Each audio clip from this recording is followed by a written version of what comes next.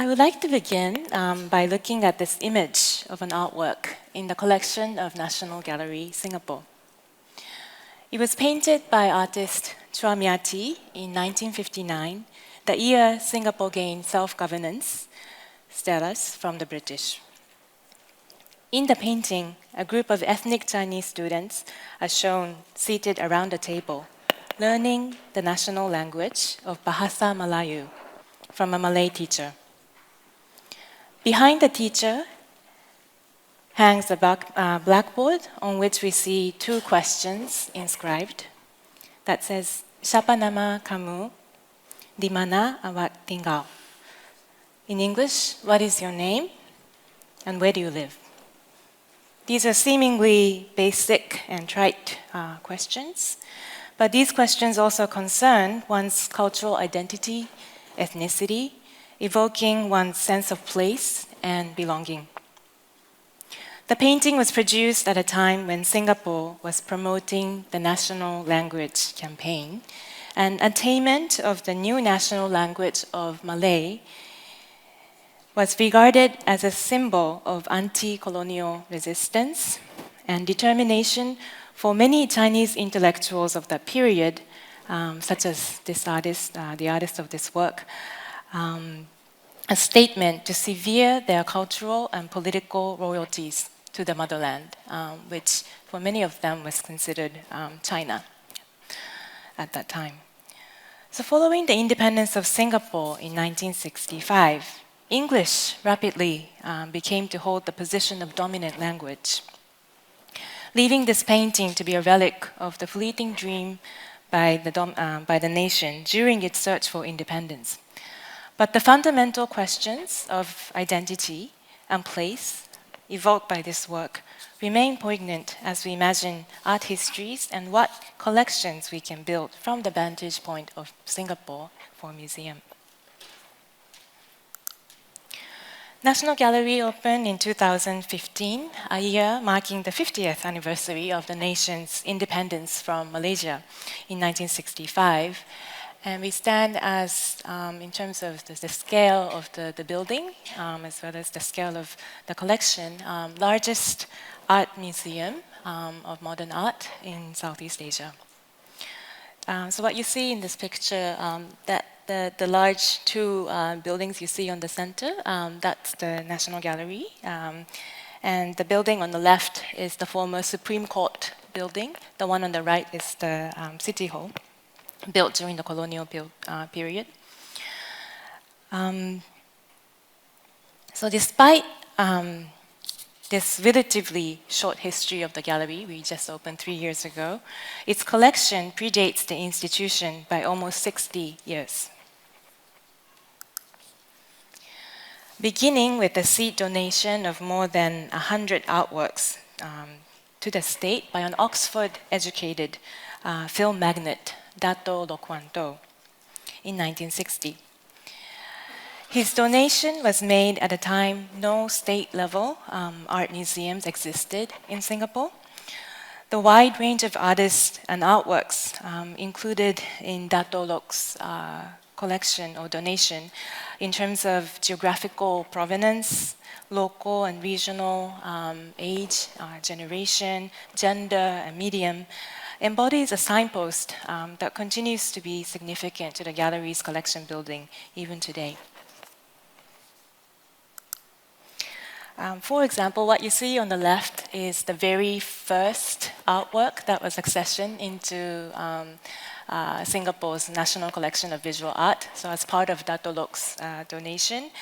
And it's a small self-portrait of an artist made in the technique of batik dyeing, batik painting, a unique form of modern art combining the tradition of batik by a Chinese-Malaysian artist who was active both in Singapore and Penang.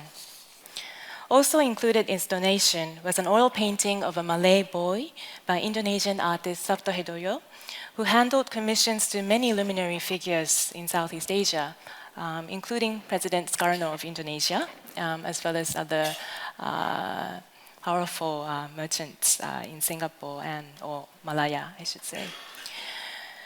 So Dato Lok's collection informs us that the regional outlook was deeply embedded in what was to become Singapore's national collection from its very beginning. Unfortunately, Dato Lok himself died prematurely in an aviation accident in 1964, not living to see his donated collection housed in the art museums that were later established in Singapore. It was only in 1976 that the first state-run art museum, National Museum Art Gallery, or NMAG, opened in what is now National Museum of Singapore. It's a history museum now, with an exhibition, Art 76. This exhibition was one of unprecedented scale. So prior to this period, exhibitions used to be held in Chamber of Commerce or British Council or non-art spaces. So what the opening of this museum signified a huge watershed moment for Singapore art. And it presented a survey of the major trends in paintings and sculpture in Singapore at that time. And the state, it marked a moment when the state finally provided space for artists unofficially recognizing their contribution. And this also marked the moment when the introduction of white cube gallery space for the first time in a state museum setting in Singapore. And through this, Singapore artists for the first time were kind of allowed to, or it gave them a chance to connect their artworks with the international modern through the space of the white cube. So when National Gallery Singapore opened in 2015, the works of visual art in Singapore's national collection, formerly collected by these predecessors of us, NMAG, and also Singapore Art Museum, which was another museum that opened in 1996. And SAM still continues to operate today, but with more focus on the contemporary. We inherited the collections built by our predecessors, but also reallocated parts of the collection between the gallery and SAM to form the basis of our collection. And just to note that the gallery also started collecting autonomously prior to the opening in 2009. So National Museum Art Gallery, NMAG, the one that opened in 1976, opening mission statement set forth to build and to develop on a strong permanent collection of contemporary Singapore and Southeast Asian art, which in the years to come will present a clear and continuous documentation of the development of Singapore and Southeast Asian art. So this was mentioned in their opening statement. Indeed, from Dato Lok's seed donation to the state in 1960 to the collection building undertaken by subsequent art institutions, NMAG, SAM to National Gallery Singapore, the focus on Singapore and Southeast Asia has formed a consistent thread in its collection building. As of today, the gallery is a custodian to more than 8,600 works of art, of which 70% are works relating to Singapore, followed by Malaysia, Indonesia, Vietnam, the Philippines, and so forth, as you see here on the chart. And China is also somewhat significantly represented, but by China, I'm differentiating this from Chinese Singaporeans, but China, the mainland China, or the Greater China of Hong Kong, or sometimes also including works from other parts. So Singapore's focus on Southeast Asia is unique, not only globally, but also within Southeast Asia. In comparison, as you can see here, with other national museums in the region, where the primary focus is on presenting the national history or national art history of the nation.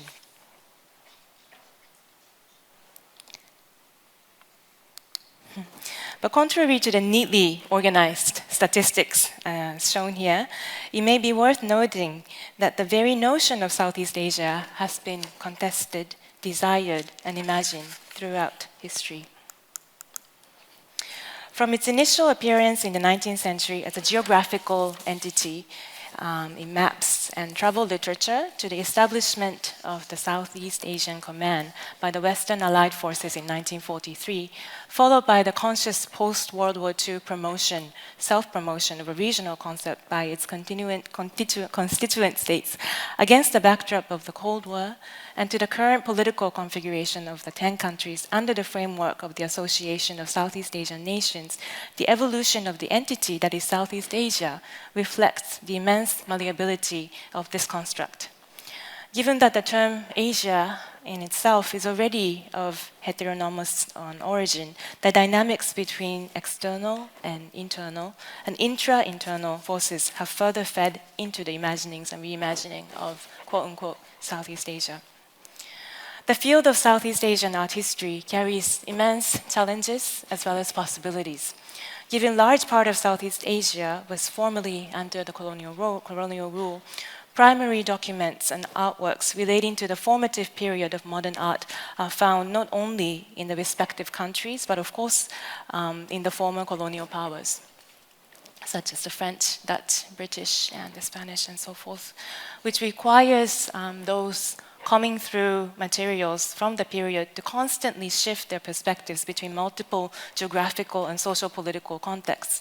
The colonial network arising from the new channels of transportation and commerce developed in the early 20th century also allowed for artists and artworks to traverse across many boundaries, which necessitates our perspectives to move not only horizontally within the region or between the region and the colonial powers, but sometimes also paying attention to other regions in in Latin America or Africa, which shared the impact of the same colonial ruling.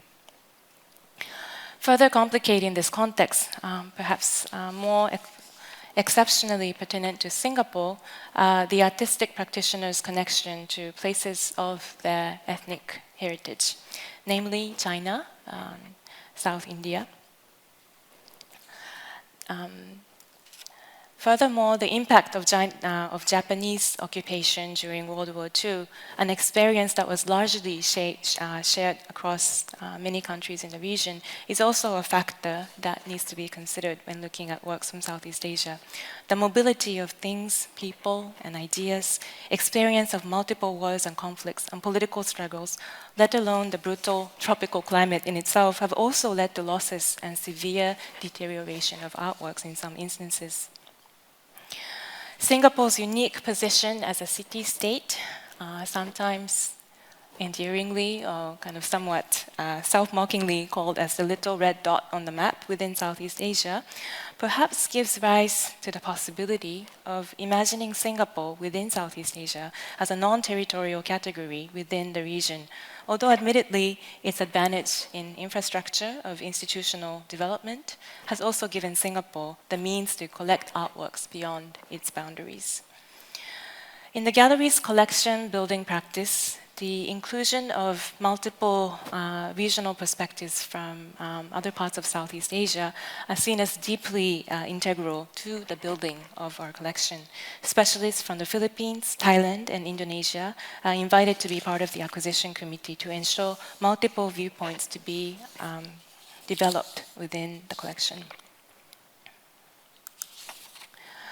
I would also like to point out that more particularly zooming on to Singapore, whilst we call it the non-territorial-like category, Singapore by itself and within is not excluded from the tension of center and the other.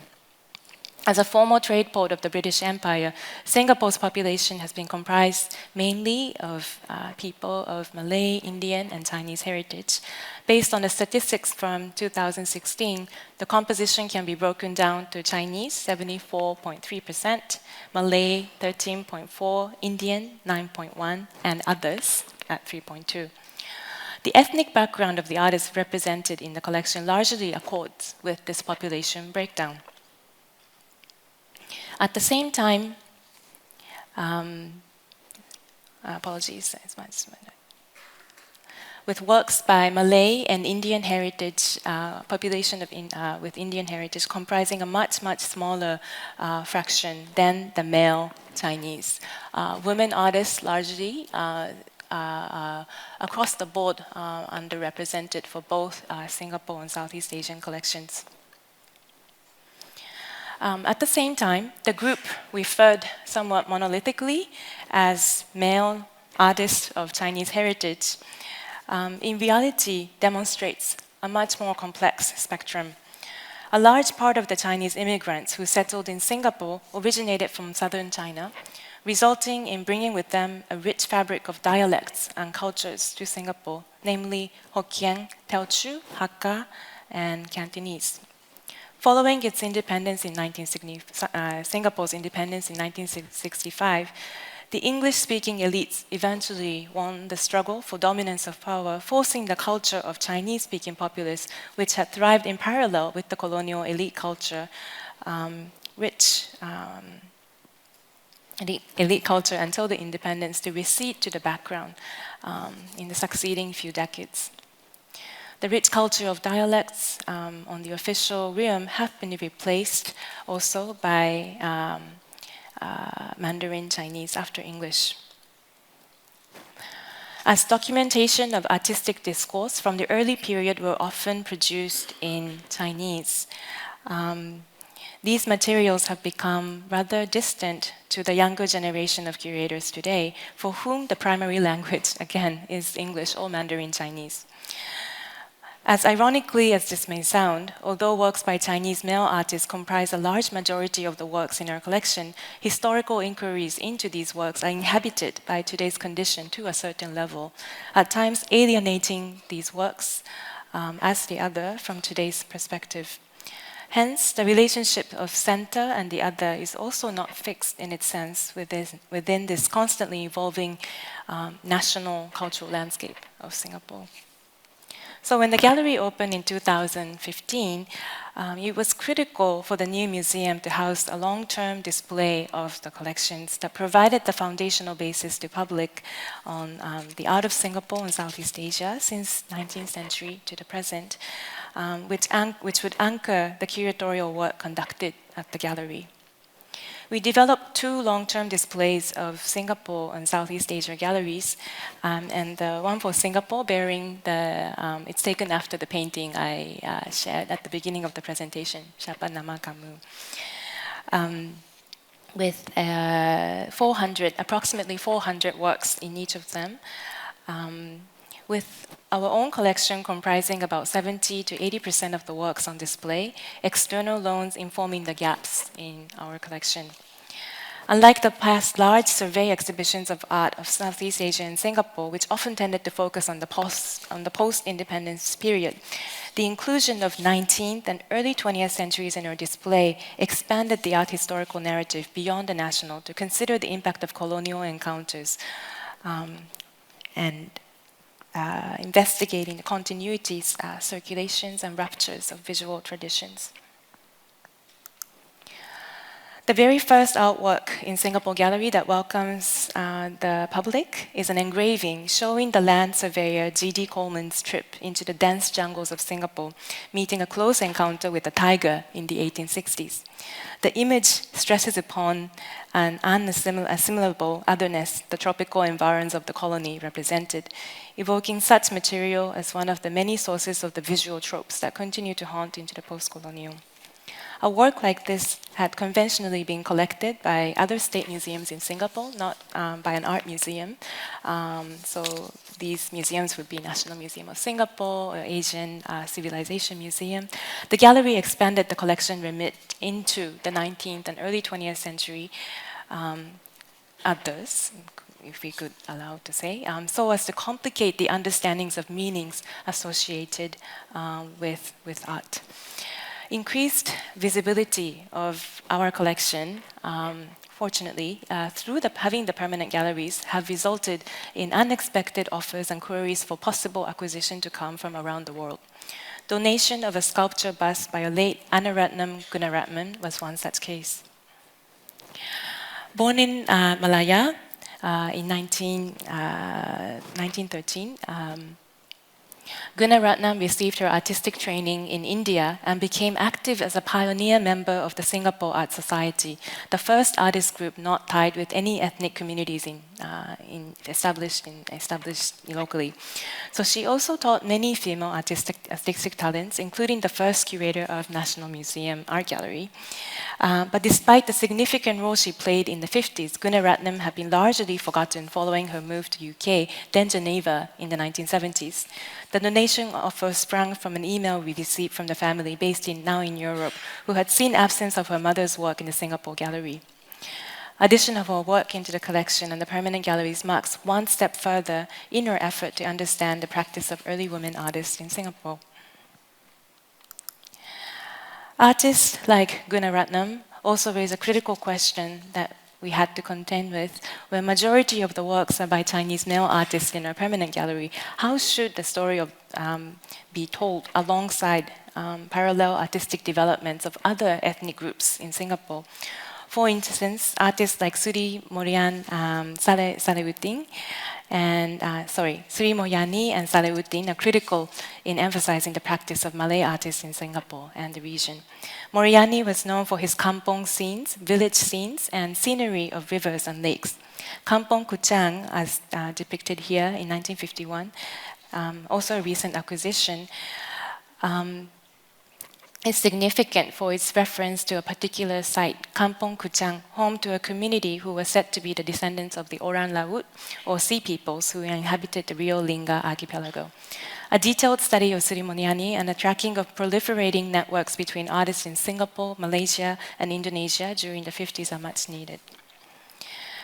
A comparative method is always critical in the context of our collection. One of the four artists referred as the pioneer artist of Singapore, Georgette Chen, or Zhang Liying, who was born in Zhejiang, China, educated in Shanghai, Paris, and New York, and later settled in Singapore. Her works, we have more than 100 works by Georgette in our collection of this very cosmopolitan artist. The recent research undertaken on artists' time in Paris prior to her coming to Singapore yielded findings on her participation in numerous salon exhibitions between 1930s and 40s. Whilst research on Chinese artists who studied in Paris has been a popular topic in mainland China lately, her name remains largely unacknowledged there due to her migration, despite the fact that I think comparably, comparing her with her peers in her generation and the other, both male and female artists, she's probably had the highest number of salon exhibition records. But she's completely absent in mainland China's artistry. So discussion is underway for a collaboration with a university in Shanghai to do a joint research project on the works by her, as well as those by her peers from Singapore and Southeast Asia, with connections to modernism in China, drawing from works in our collection. So these are just examples of the applicable artists. And our scope would also include artists of artist groups such as Yinghua, which was a art association established in Indonesia for Chinese diasporic artists. So in our discussions with China, the nuances of the diasporic context specific to the artists of Singapore and Southeast Asia and the region was of course not well understood in the beginning. The process of dialogue and sharing of the collection to those from beyond Singapore and the region creates a possibility to shuffle and expand the understanding of art history in both contexts. In 2017, we organized an exhibition jointly with Centre Pompidou, a solo exhibition of Latif Mohidin, a leading artist and poet from Malaysia. The exhibition took place in a project space inside the permanent gallery of Centre Pompidou and is now traveling to Ilham Gallery in Kuala Lumpur. The exhibition is an example in which the comparative mode of inquiry is applied, even though it's a solo exhibition. The exhibition unearthed extensive range of materials recording Latif's travels to other parts of Southeast Asia following his studies in Germany, informing his search for prototypical forms of the region. So one of the photographs shown here on the right shows young Latif exchanging with another pioneer artist from Thailand, Tawandu Chani, at his exhibition at Latif's exhibition in Bangkok. So such points of connection across the region have been less studied previously. So this exhibition was our attempt in reinscribing the comparative into the monographic model of the exhibition. The gallery's inaugural special exhibition, it was also a collaboration with Centre Pompidou. I must admit that we do collaborate with many institutions other than Centre Pompidou as well, but I decided to focus on just these two for today's purpose. The exhibition was called Reframing Modernism, Paintings from Southeast Asia, Europe, and Beyond. And this exhibition was in many ways a statement or inaugural statement of the gallery's stance in calling to rethink the pervasive dichotomous relationship between the center and periphery that has been normalized around the art historical discourse around internationally. So conceived as a collaborative joint project with Centre Pompidou, the exhibition aimed to imagine new ways in connecting modern art from Southeast Asia with Centre Pompidou collection. The art historical narrative of modernism is often written as one of influence, how styles from the West influenced art elsewhere, and that it was a linear progression of art movements. Positioning Euro-America as a source of influence, it creates an implied hierarchy insinuating that artists who are working elsewhere, who may have taken up those styles, are derivative or pastiche. However, while artists in Southeast Asia may have taken up the styles of originating in the West, the idea of influence is inadequate in explaining why and how they did this, and how such adaptations and appropriations actually meant and functioned in the local context. Artists in both Euro-America and Southeast Asia proactively participated in the creation of modern paintings based on local concerns, aesthetics, desires, and conditions. In reframing modernism, rather than relying on stylistic terms derived from the West, our methodology was to focus on individual practice by each artist from Southeast Asia and Europe. The exhibition did not follow a chronological narrative or conventional narrative of stylistic progression, but rather took an artist-centric approach. As far as possible, each artist represented by bodies of work, averaging between 5 to 7 works, selected to represent the most critical period of development and to lead viewers to appreciate the concerns that they were working through. The entire exhibition was built up by connecting artists' bodies of work to one another in a network-like structure based on their common approaches to modernism, ways of working, and conceptual orientations.